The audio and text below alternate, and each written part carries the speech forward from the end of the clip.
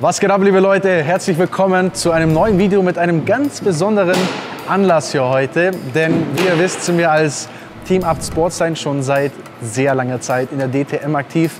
Anfang privat, dann als Werkseinsatz für Audi und jetzt gibt es ja die neue Variante der DTM. Alles ist ein bisschen anders und jetzt sind wir als Abt wieder privat am Start. Und heute kann ich euch ganz exklusiv hier unsere neuen DTM-Rennautos zeigen, weil die sind gerade fertig geworden, sind beklebt, schauen sehr, sehr wild aus. Ich will gar nicht so viel quatschen, Leute. Wir haben nämlich geile Bilder in einem Mega-Setting. Deswegen lehnt euch zurück, zieht es euch rein. Das sind unsere Rennautos.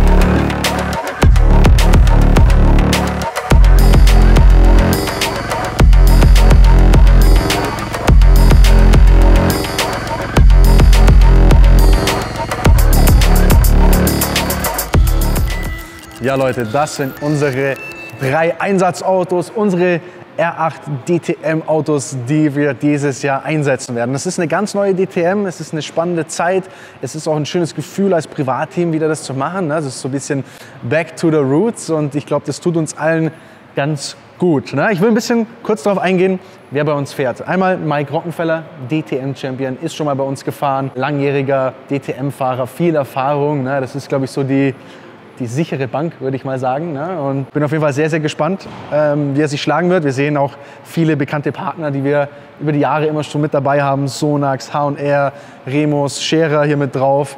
Also das wird sein Einsatzauto. Ich finde, das Design sieht sehr geil aus. Kommt echt mega. Matt, alles matt hier. Richtig, richtig edel. Steht dem auf jeden Fall sehr gut. Dann haben wir ein Auto, das raussticht, aber für meinen Geschmack sehr positiv heraussticht. Ich finde es ein optisch mega geiles Fahrzeug. Das ist das Auto von Sophia Flörsch. Die ist im Übrigen gleich noch hier in einem Gespräch mit am Start. Das haben wir schon aufgezeichnet vor ein paar Tagen. Das ist wie bei der Tagesschau. Dieses Gespräch wurde vor der Sendung aufgezeichnet. Und Scheffler ist mit dabei. Scheffler, langjähriger Partner von uns, vom Motorsport, auch von Sophia, auch von mir. Wir sind beide Markenbotschafter. Und das ist ein mega cool aussehendes Fahrzeug. Ich finde es richtig gelungen. Taugt mir. Sehr, sehr schön, auch eine Frau im Team zu haben. So, dann weiter geht's.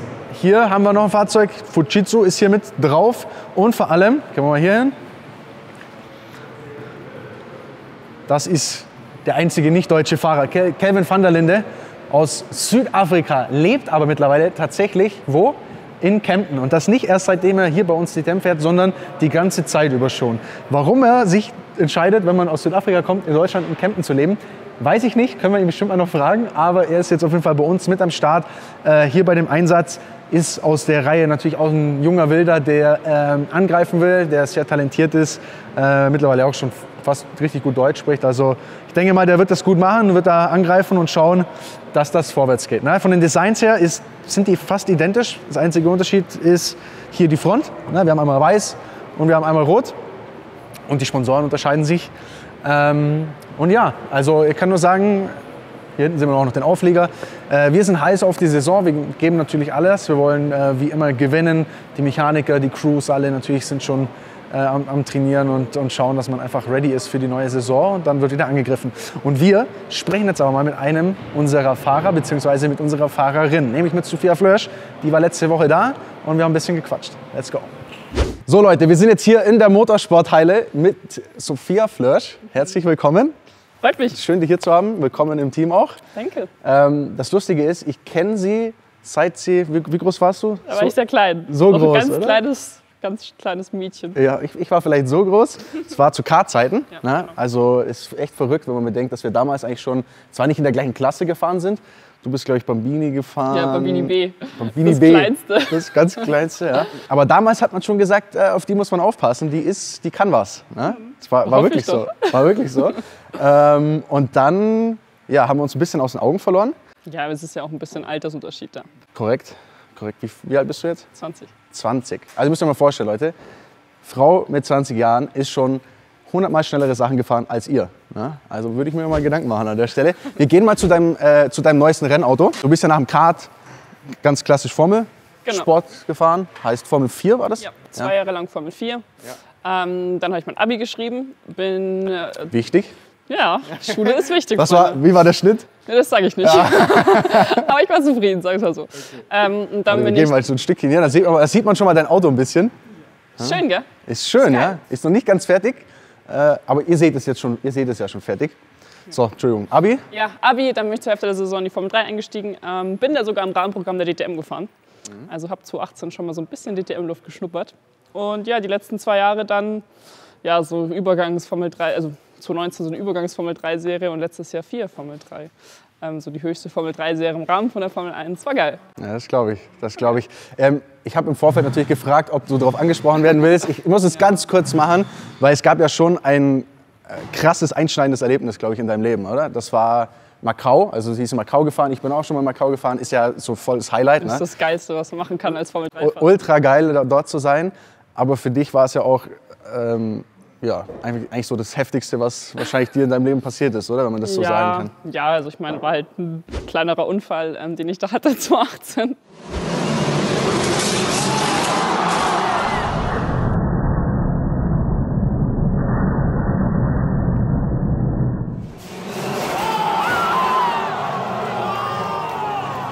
Ich weiß noch, ich habe es damals angeschaut, das Rennen.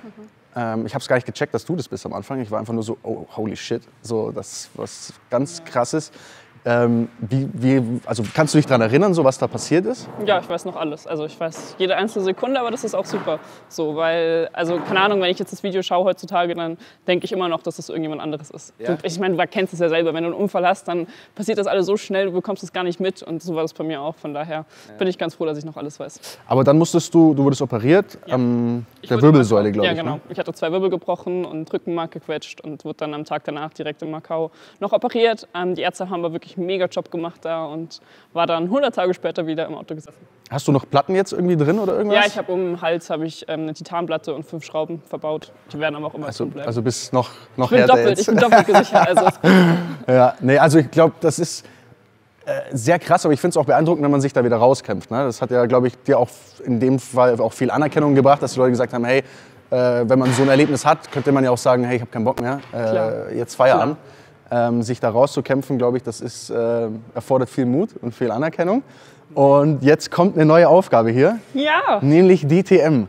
Genau, was ja so ist es. Eigentlich erstmal eine krasse Umstellung ist. Ne? Also ich zum Beispiel weiß noch, als ich Formel 3 gefahren bin und dann das erste Mal so ein Auto gefahren bin, bin ich in Turn 2 am Lausitzring sowas von links in die Mauer eingeschlagen.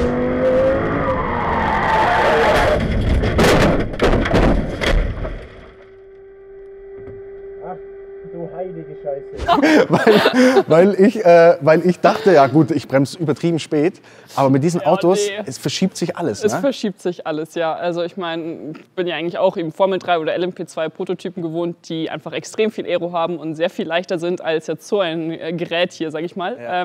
Und Hockenheim, die ersten Testtage war schon... Ich habe im Formel 3 nicht so früh gebremst im Regen. Also es ist klar, du musst sehr viel früher bremsen, es dauert alles. Du hast halt das Doppelte an Gewicht, ABS, Traction Control, das ist halt schon... Aber es ist verrückt, also auch, glaube ich, zu verstehen, wenn man so ein Auto fährt, das schaut ja extrem aus. Ne? Hat ja richtig mega Power. Jeder, der da reinsitzt, wird sagen, oh mein Gott. Aber wenn man aus dem Formelsport kommt, ist es echt so, dass es sich langsam anfühlt, oder? Das ist komplett langsam. Es ist halt so paradox so, einfach, ne? Es ist halt wirklich so für, ja, sag ich mal, Gentleman-Drivers eigentlich gebaut. Und das ist extrem entspannt zum Fahren, so im Vergleich zum Formel 3, also auch körperlich. Ja. Aber es macht Spaß, es ist halt was anderes. Also Shots feiert an alle GT3-Fahrer hier. Alles Gentleman. Alles Gentleman-Fahrer. Für so Leute ist es halt eigentlich hauptsächlich gebaut worden mal. Ja. Oder erfunden worden. Ja, das stimmt. Lass uns mal zu deinem Auto gehen. Du hast ja hier Sitzprobe schon gemacht, ne? Ja. Also du bist schon mal drin gesessen. Ja. Ne? So, komm mal hierher, Adrian, dann können wir mal das Cockpit ein wenig zeigen. Magst du dich mal für uns reinsetzen und uns erklären, was da... Reinsetzen. Okay, aber das muss man jetzt nicht filmen, weil das ist nicht so elegant. Wir machen klick. So.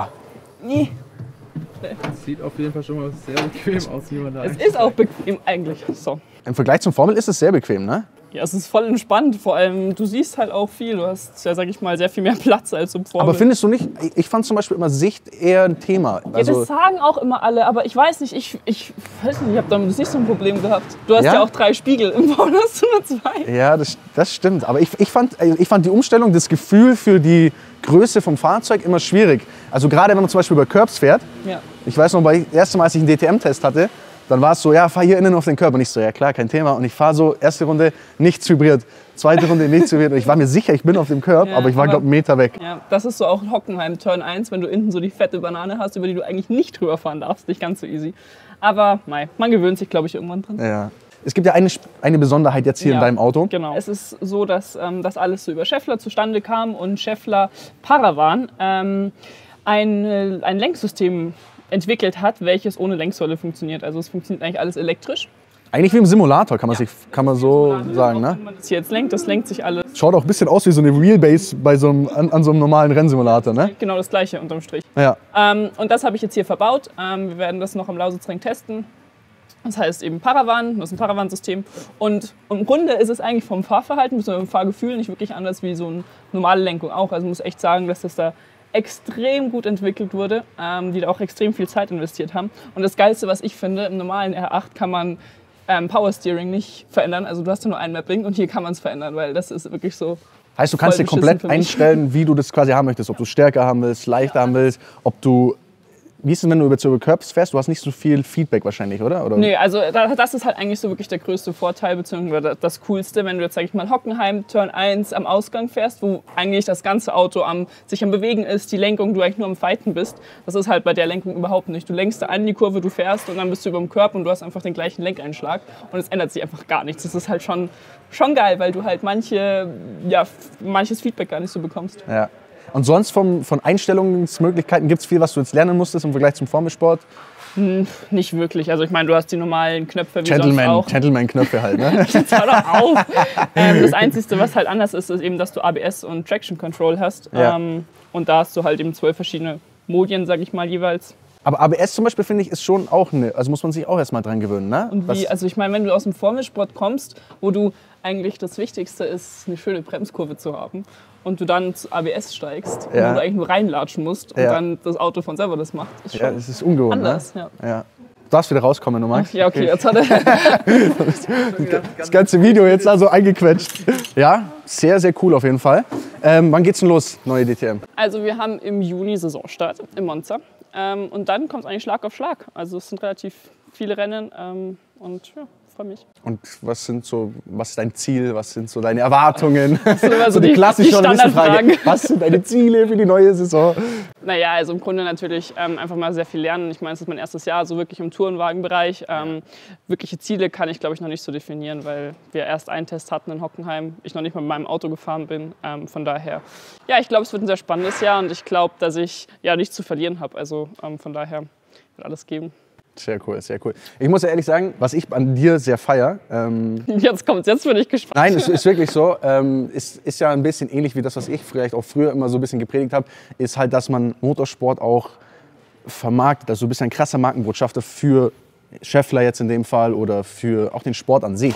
Ich meine, du warst bei Sportshow, glaube ich, und so. Also du warst quasi in Regionen, da kommt nicht mal der DTM-Champion hin, so ungefähr. Na, also du trägst ja den Sport nach außen und ich finde das halt extrem wichtig, weil es ja nicht immer nur ums Rennenfahren geht. Klar, das ist das Oberste, aber es geht auch darum, dass die Leute das sehen, dass man irgendwie das Ganze nach außen trägt. Und das machst du. In dem Sport steckt ja eigentlich sehr viel mehr als nur das Autofahren. Und das ist halt, korrekt, aber viele sehen das nicht. Nee, viele wissen es ja auch gar nicht. Und das ist halt, das machst du ja auch ganz gut. Bin ich ja. Ja, jetzt nicht mehr so viel. Jetzt mache ich nur noch das eine, das andere nicht mehr so viel. Aber nee, aber hast du mal gemacht. Und ich glaube, versuchst du ja immer noch irgendwie zu vermitteln. Von daher. Ja. Ich glaube, das gefällt den Fans ja auch. Macht ja auch Spaß. Und ich werde auf jeden Fall vorbeikommen mal und die Daumen drücken und schauen, dass was geht. Das hoffe ich. Auf jeden Fall viel Erfolg. Danke für deine Zeit.